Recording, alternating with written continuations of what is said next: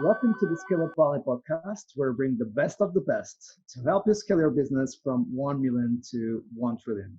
Today, we have a very special guest. His name is Joe Haslam, the Executive Director of the Owners Scaleup program at IE Business School. Joe, welcome to the show. Thanks, Mike. It's great to be here. So we have been in touch for a very long time, and you are one of the main thought leaders in the scale-up space. So I'm really proud of having you on the show. But for the ones who don't have the luck to know you yet, who is Joe Asla? Okay. Well, I guess my story goes back to the .com time. I'm younger than I look, but we started a company. I had a very traditional background in that, born in Ireland, went to university in Ireland, then went to London like a lot of Irish people, and then after that went to the States. But one of the things when I came back after working in consulting was that we set up this company called Marrakesh, and we raised 75 million and scaled to 250 people.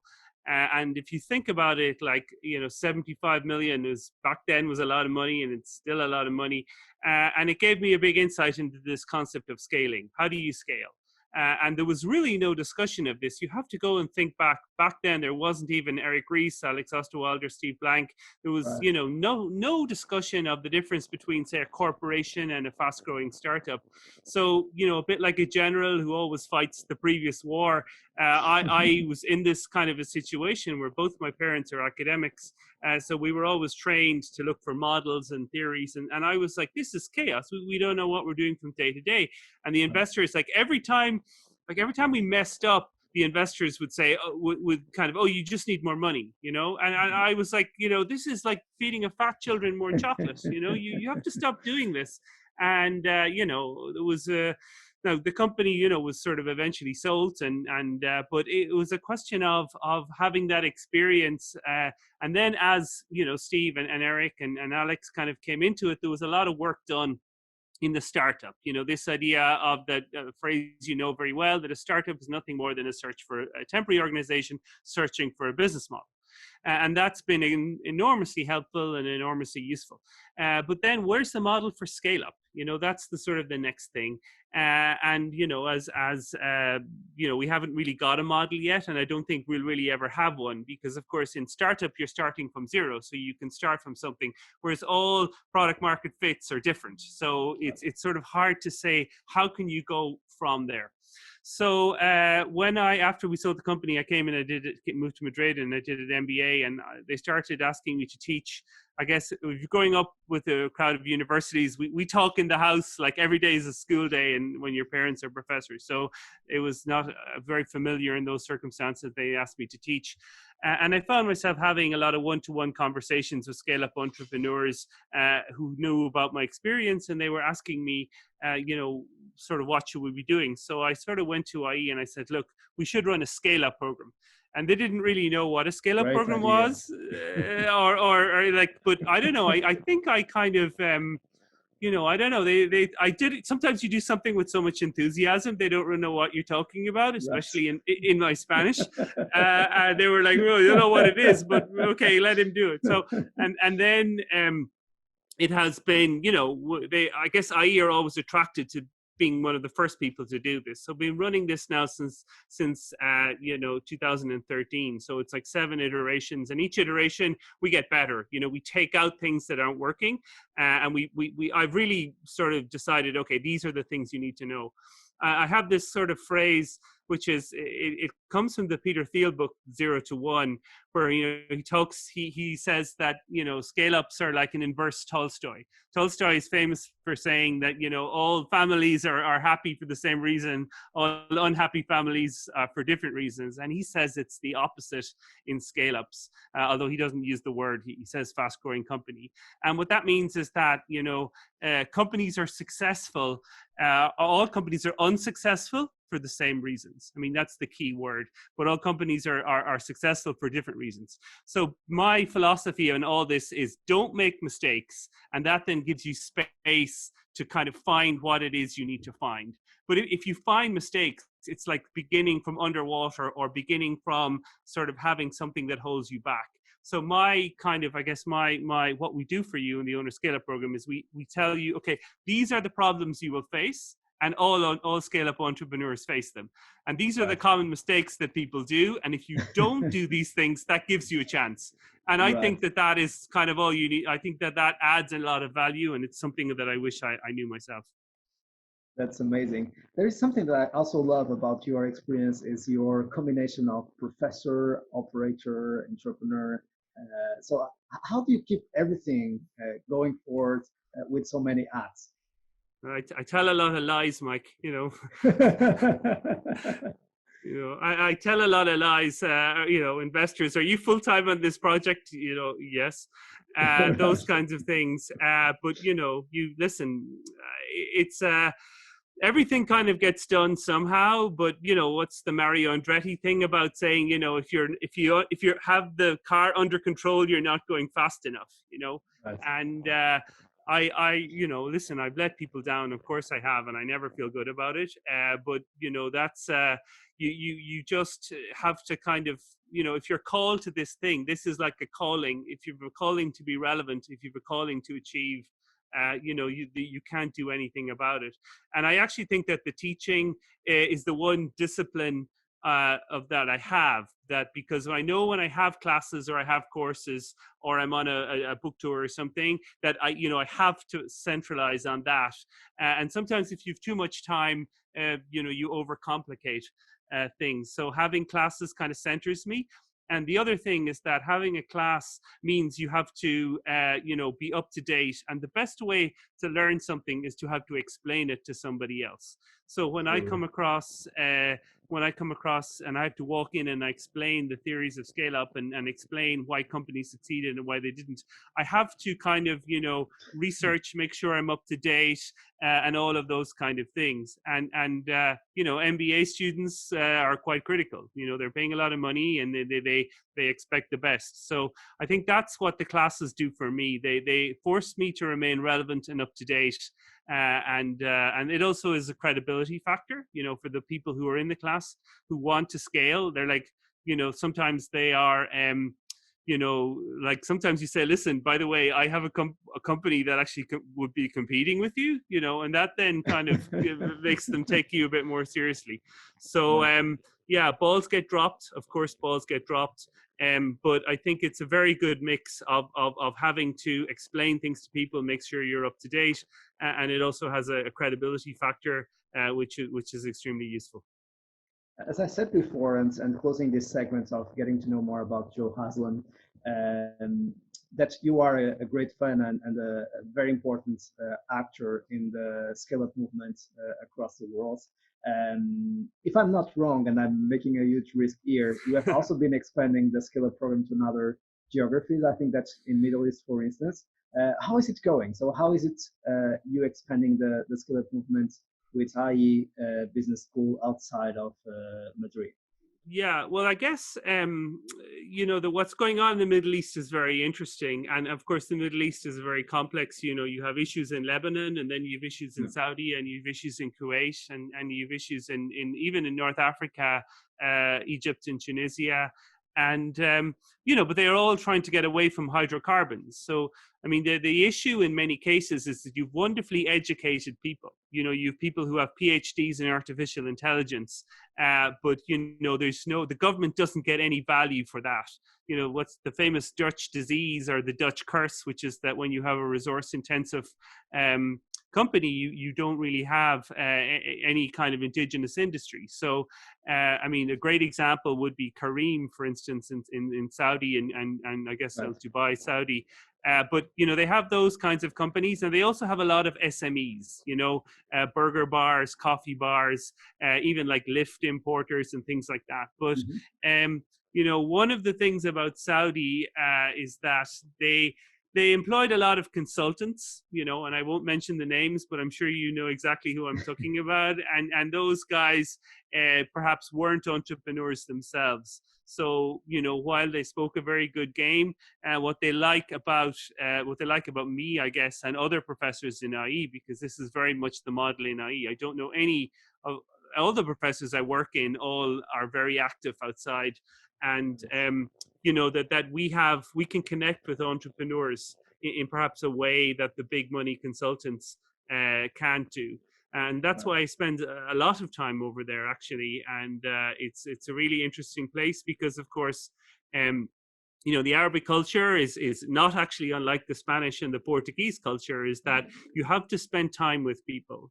That's what you have to sit with them, you have to drink tea, you have to get to know them, Even more than in Iberia. Yeah. Well, I think, Mike, that's where it comes from. If we're honest, I always say that the Moors were in Iberia for 800 years. The Christians have only been there for 500 years. So it's Iberia is still a very much a lot of culture comes from the Islamic culture, and you find a lot of things that are in common. But I feel very comfortable over there. Once people get to know you, it's a tremendous honor.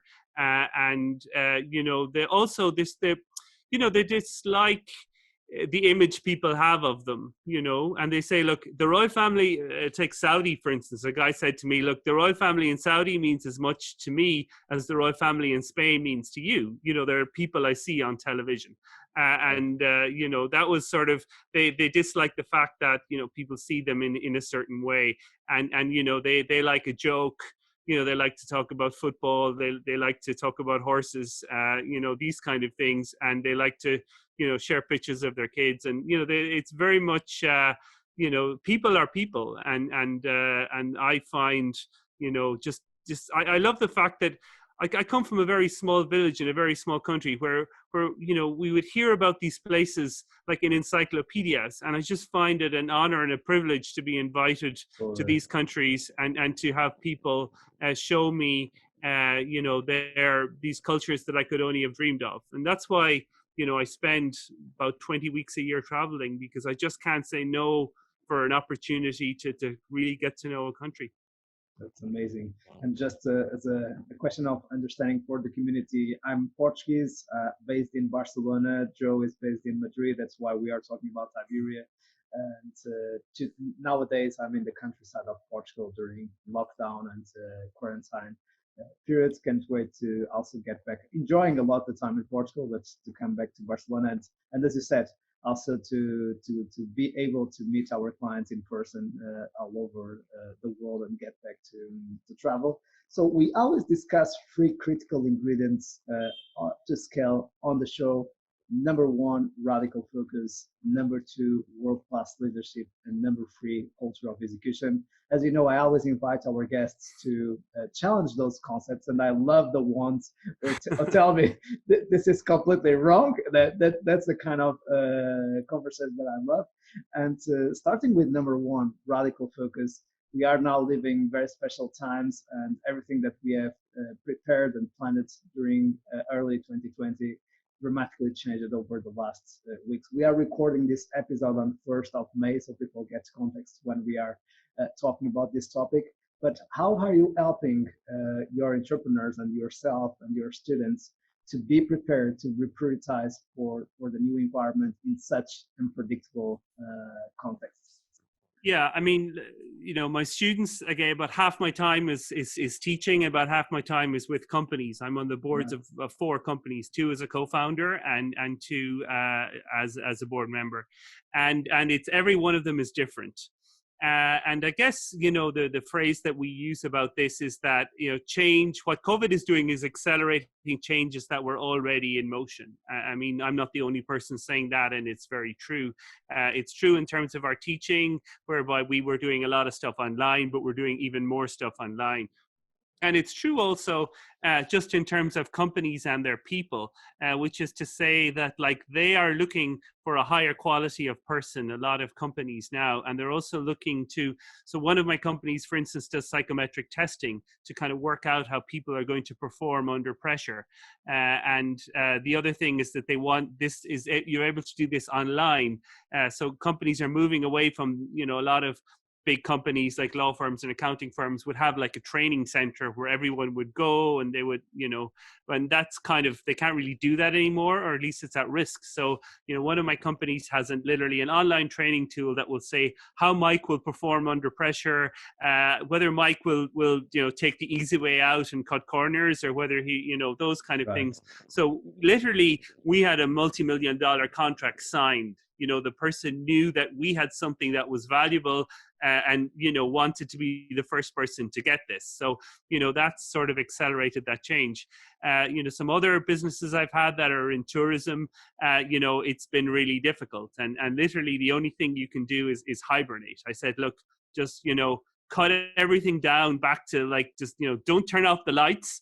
I say it's like going to bed at night. You leave one light on in the hallway, but you shut down everything else. Great analogy.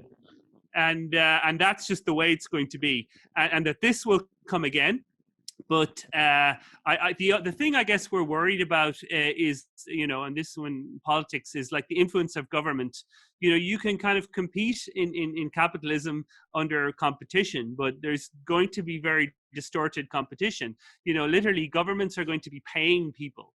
I saw the government of Sicily are going to literally pay people to go on holidays in Sicily, if you're prepared to do it, to try and get the volume up. So it's going to be extremely difficult to compete when you literally have the government, the economics phrase is crowding out. So the government are going to be crowding out a lot of things. So that was kind of, what we have decided, which is to sort of like literally hibernate and just be ready again for when the situation restores into equilibrium.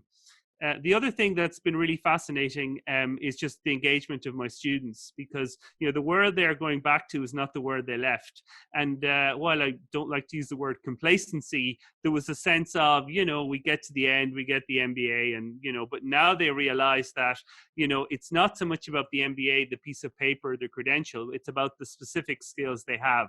So communication, critical thinking, and working in teams have become extremely important, and those are what they're selling to employers, rather than sort of kind of things they would have learned in the MBA. So that's a really interesting thing. And the companies they're picking, I talk extensively about all the great companies that were formed in 2008, Uber, Pinterest, Airbnb, all of these companies.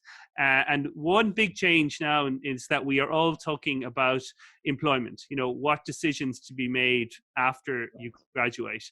And I'm really encouraging to look not just in terms of the short term, but just in terms of, getting into industries that will be big in 10 years. And that ties, the funny thing, Mike, is that I've been talking about exponentiality for years, and nobody really understood what I was talking about. Mm-hmm. This is like the idea of slowly all at once, the idea that you sort of you position yourself in perhaps something that isn't that dramatic, but over time that accepts. So everyone now understands exponentiality. So Absolutely. That's one of the one of the good things that's come from this. So I'm talking about people in terms of what industry you want to work in 10 years, and then what you want to join now. So it's everything from genomics to these kind of areas that are interesting. So the engagement in my students is off the charts, because they are like, okay, this guy knows a bit about something, and we have a chance to sort of engage with him. And it wasn't a case of just getting to the end, doing the exam, and getting the paper. So it's really exciting. Every day is really exciting on that basis. That's amazing. And just talking about that, we also had on the show William Kilmer, the managing partner of C5 Capital, who has been also managing partner of Intel Capital. And we talk exactly about those industries, namely cybersecurity, which would be even a bigger industry in 10 years' time, and where you can really make a difference and start building the future. I love it. And coming to the next ingredient, the world-class leadership. We have been talking about the article of Ben Horowitz on wartime CEO and peacetime CEO. The common conclusion on the show is that we need to have peacetime and wartime teams simultaneously in the same scope of team, and we need to adopt different leadership styles according to the moment that we are in. So how do you help your companies, your teams, your leaders, your students to be prepared to adopt their leadership styles and to have the tools to navigate wartime? Yeah, Ben is obviously a great person. Both The Hard Thing About Hard Things and also his latest book on culture is absolutely fantastic, And while there's not all books that come out of Silicon Valley I recommend. Blitzscaling, for instance, is one that I both agree with and disagree with. I think Ben is absolutely fantastic.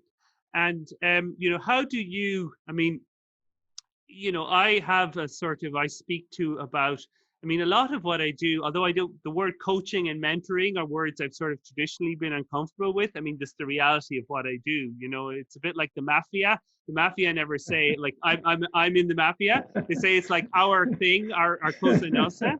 So I sort of say that like coaching is like our thing. It's that like thing we do rather than using the words. But it's very much, very much keeping people centered. I mean, emotionally, it's extremely difficult to be a CEO. I mean, the first thing is like, just the weight of so many people depend on you and what you do, and that's accelerated in this process because a lot of people have to cut down, and a lot of companies are expecting like that the axe is coming kind of thing. So you're trying to walk people through that. So that's kind of the first thing that you're sort of saying, which is to say like holding up emotionally and being strong for other people and just talking about decisions and those kind of things helps.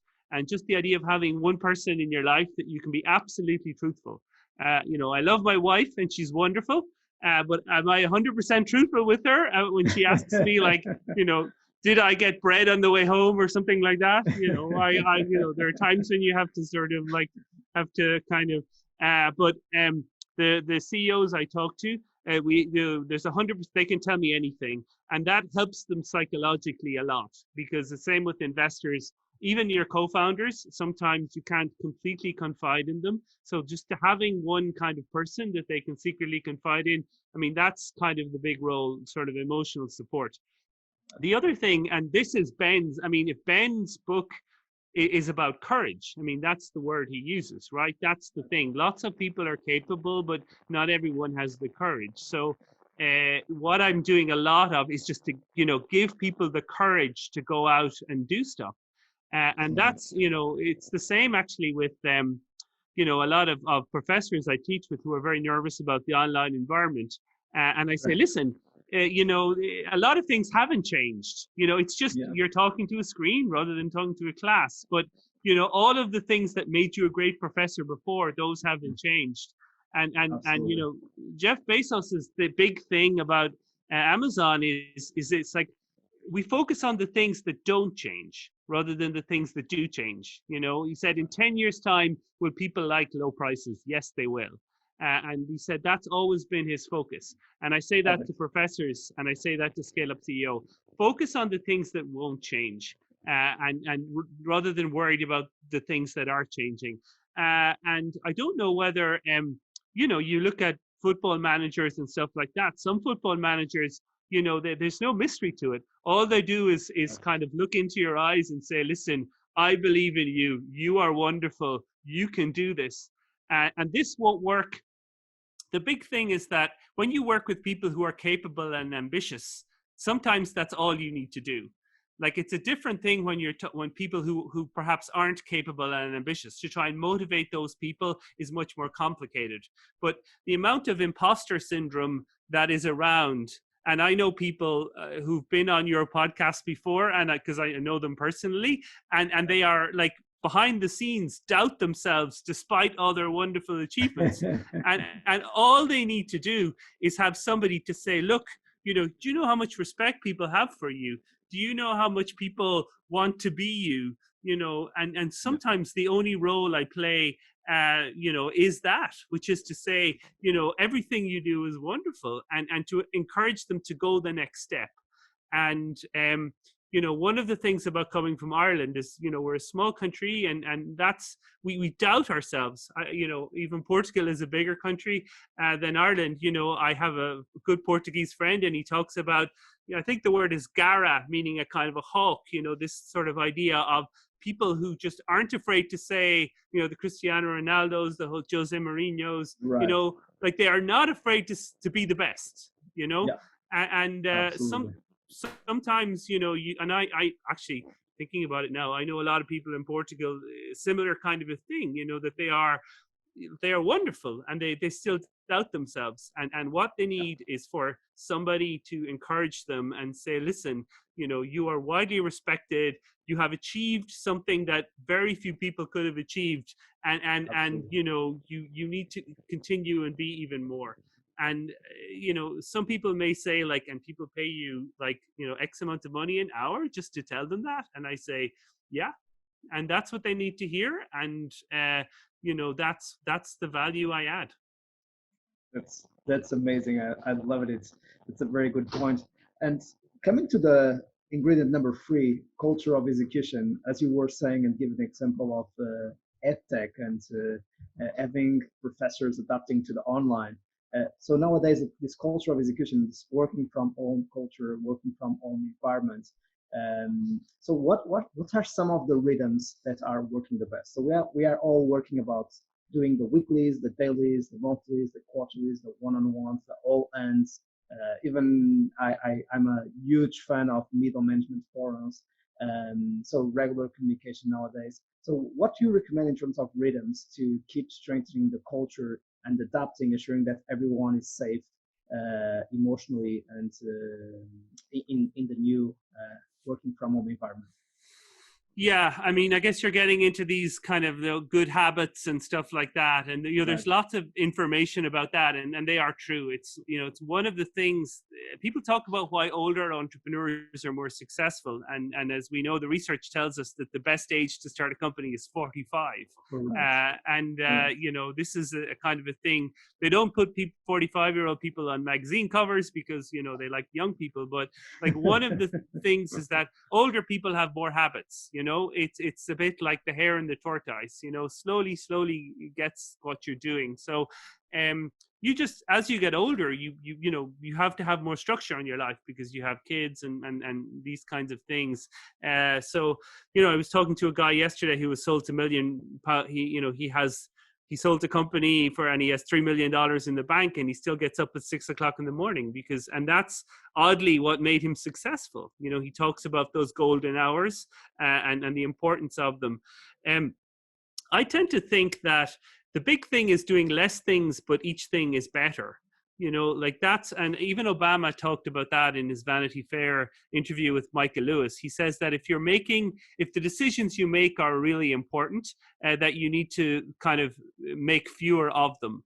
So, that's the big thing. And there's also this big thing about scaling that I'm sure which is to say that scaling is very often about working on harder problems that are hard, but if you succeed will make you successful.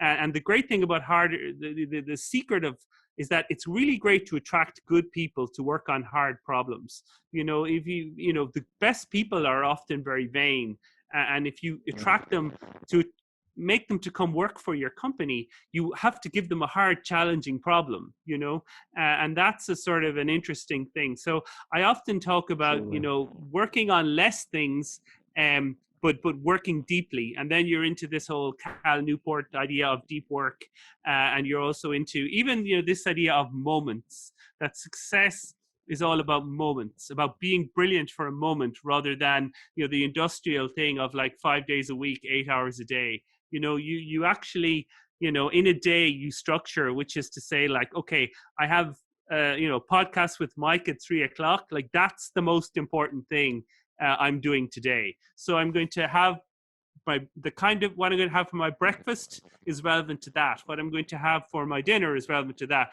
What work I'm going to work on before that. I purposely haven't, gone into Right. anything deeply this morning because I'm keeping my brain fresh for you. I purposely, haven't had a heavy breakfast in case I'd be sluggish. So, this idea of like, what's the most important thing you're doing Amazing. today and how you center everything else around that.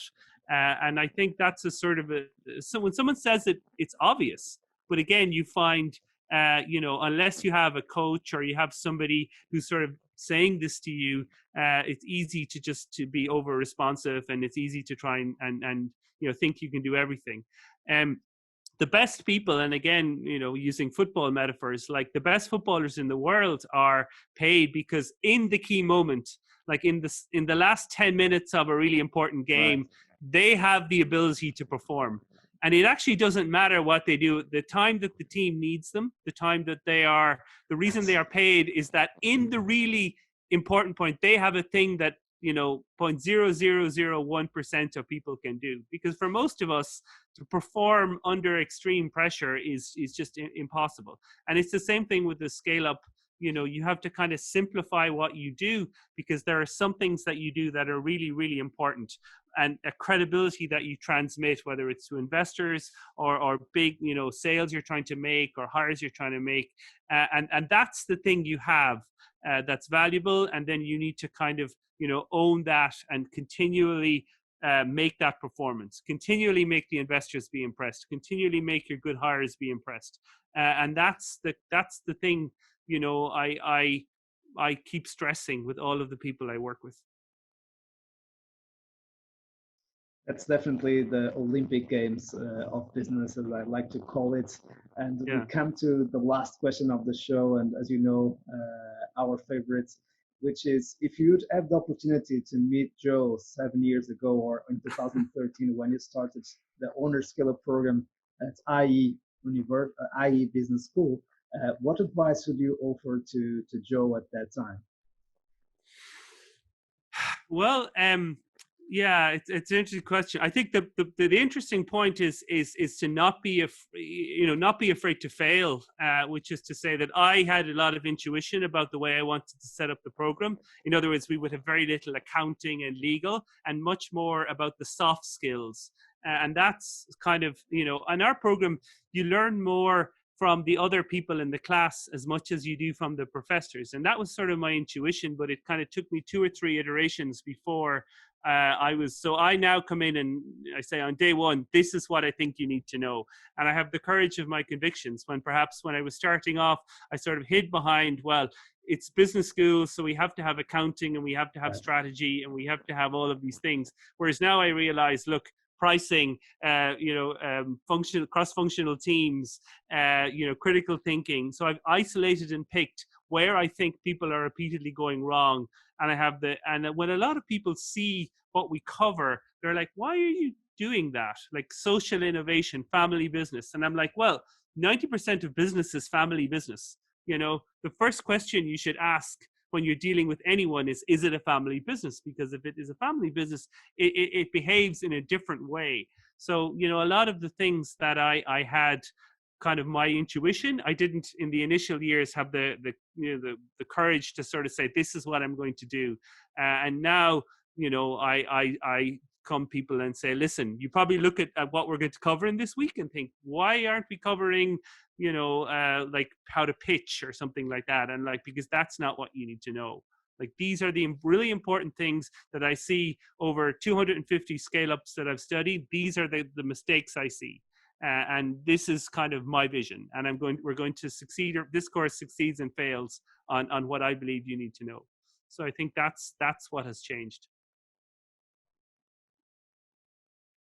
That's amazing. Joe, thanks so much for making the time to share your experience with us. And you are always welcome to the show to keep sharing your legacy in building the scale-up movement across the world. Thanks again for joining us.